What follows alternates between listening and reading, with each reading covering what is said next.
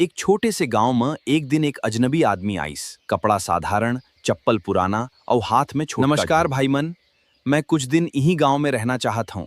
भाई थोड़ा राशन दे दे, पैसा कल दे हूँ। उधारी नहीं भाई, पहली पैसा लाओ फिर सामान ले जा। ठीक है भाई, कोई बात नहीं। भैया ते कुछ खाए हचका? नहीं बहिनी। हमर घर में ज्यादा नहीं है, फिर जौन है वो बांट के खा लेबो। बहिनी तै बहुत अमीर हस। अरे भैया हमन तो गरीब हमन।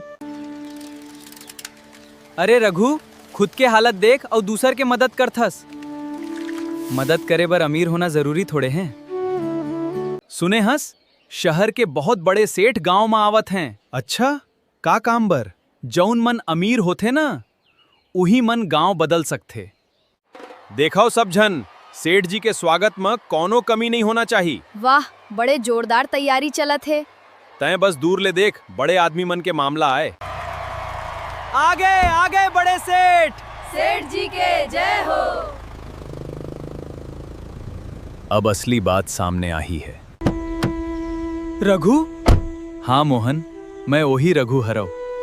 मतलब ये बड़े सेठ हैं? मोर नाम रघु वर्मा है।